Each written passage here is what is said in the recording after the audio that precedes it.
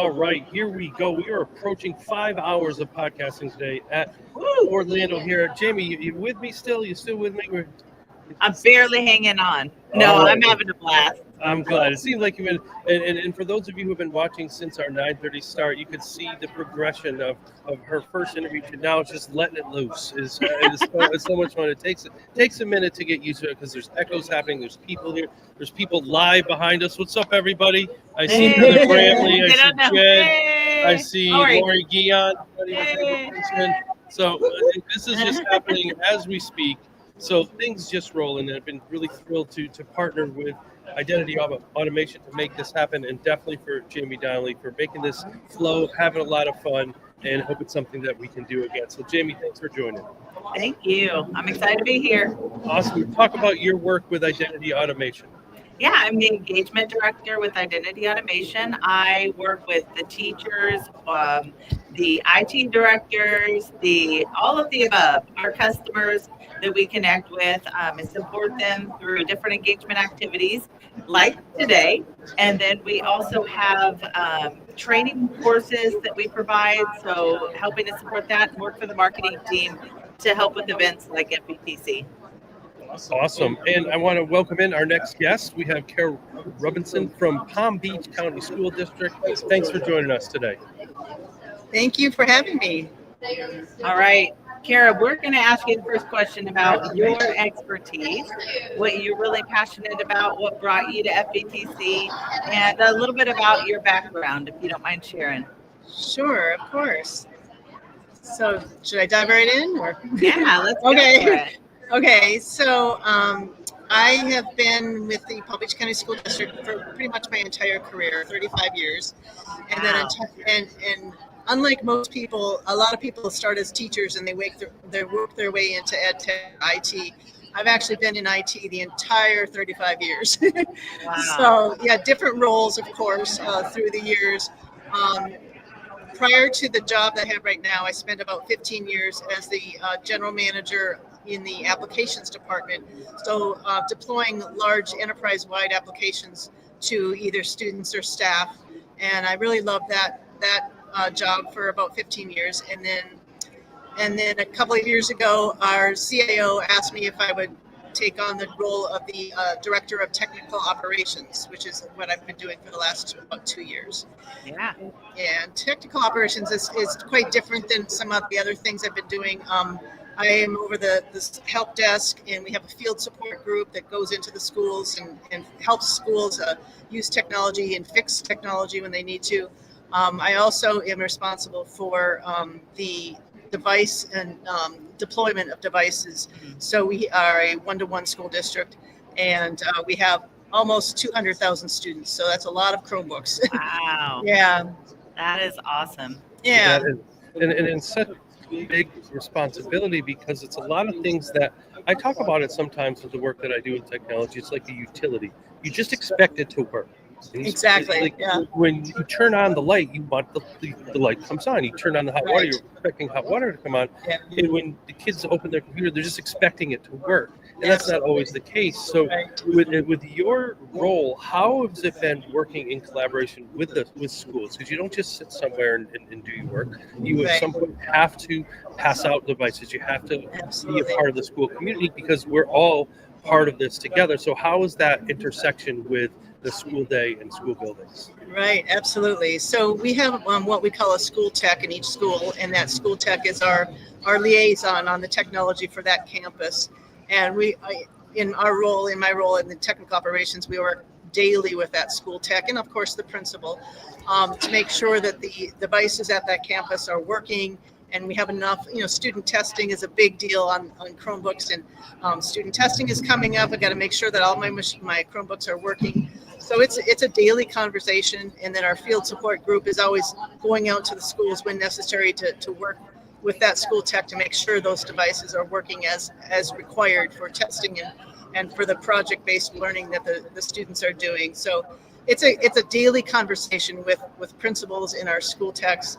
And of course, our help desk is always there for taking those phone calls that something is not working as expected, and the help desk is always there to try to get that resolved as quickly as possible. So it's just it's a daily thing, 8 hours a day, every day, just constant communication and working with the folks in the schools to make sure everything is working as they need it to. Where have you found the most success in order to build those kinds of relationships across all the different departments?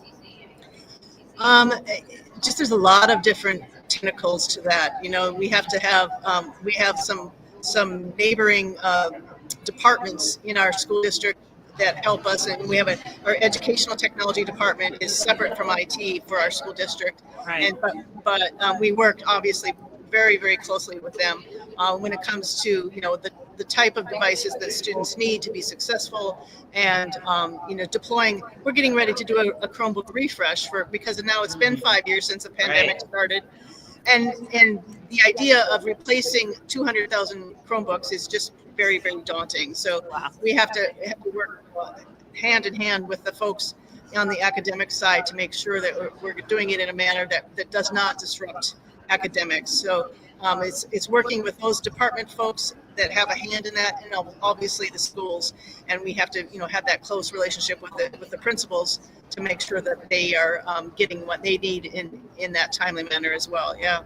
Yeah, and part of the role is really overseeing safety as well. It's not just moving out; it's monitoring, and I know that's a lot of the work that identity automation team does and supports districts with that. What is your work with the safety side of your role? Right. So we are very fortunate in our school district. We have an IT security department. So I have a colleague that I'm the director of operations. He's the director of security. So we work obviously, side by side on those types of things.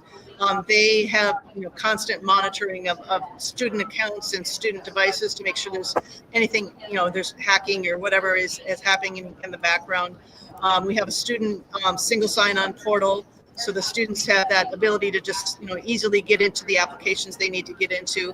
Also, we have Conmigo is our platform for Gen AI, and that's a kind of a closed platform that the students are able to use the Gen AI features without going out into the internet for that type of thing. That's awesome. Yeah, some of those types of things, and passwords, something simple as passwords. Years ago, a lot of students had kind of generic type passwords, and they would have a password that's easily, it's a combination of their student number and their last name and whatever. And we've had to go away from all of that. So, the making sure that the students have unique passwords and they change their password. We force them to change their password on a regular basis, just to make sure that we have that type of security in place. So obviously operations and the security folks have to work side by side with that type of thing. Mm-hmm. Well, and obviously what our school districts have faced the past 3-4 years that have progressively gotten worse, right? We're facing an instance where our schools are being attacked, our students are, our parents that are connected to different programs across the organization. We have a lot of, credentials that need to be monitored now. We have phishing attacks that are happening, ransomware, all of the above. But I have a feeling I know what the answer to this is. But you being here at FBTC, what are some of the things that you hope to gain from this event and to be able to walk away with? Just learning from the folks that are here is, I've been going to FBTC for years and years, and it's just one that I have to go to because it keeps me, being on the back end in IT, and it forces me to remember why I exist and why any of us in IT exist. We're here to help students learn and help teachers teach, and that's the ultimate reason that we are here. And this type of conference kind of brings that back to the forefront again, and kind of brings me back to, okay, let's go back and get back into that mode where we're always thinking about the students first. And not that we forget that, but it's easy to get down into the minutia and the details, and we always have to remember that's the reason that we exist. So it's very important to keep that at the forefront, and this conference always does that for me. So one of the things that I wanted to talk about is the exhibit hall, and I know you are someone who wants to learn some new things? Is there something you're excited for in there, or a new company, or just a company you're just looking to connect with besides, of course, identity automation? Identity automation, of course. Yeah, yeah. Well, we have some new things in our district. Conmigo is one of them. So, they'll definitely be an area that I'll look at. Any of the AI stuff, of course, you have to check it out and see what they're all doing. So that's always interesting to see what the changes are from year to year.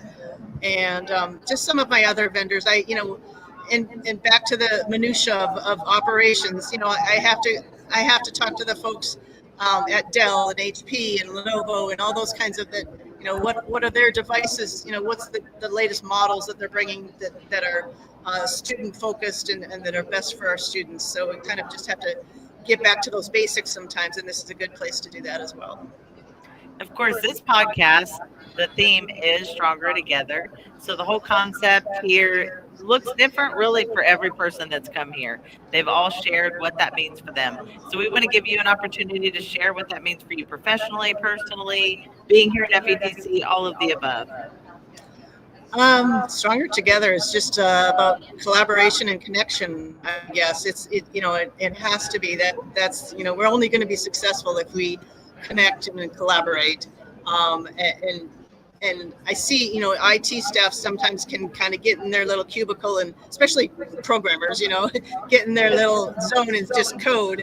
But we always have to remember, again, while we're here and obviously together, that we build better products, deliver better products, have a better outcome if we have collaboration and connection. That's just all what it's about. Yeah. Absolutely. Well, that is awesome. Well, thank you for taking the time to spend with us today, sharing your background, your knowledge, and all of your learning here at FETC and throughout the years you've been coming. So thanks for stopping in. Thanks for everybody who continues to watch. We have one more very special interview coming up next, and we'll wrap up our almost 5.5 hours of podcast today. So thanks for tuning in. Continue to tune in. We have one more live episode today as we wrap up first day pre-conference at FETC. Jamie, Kara, have a great rest of the day. Thank you so much. All right.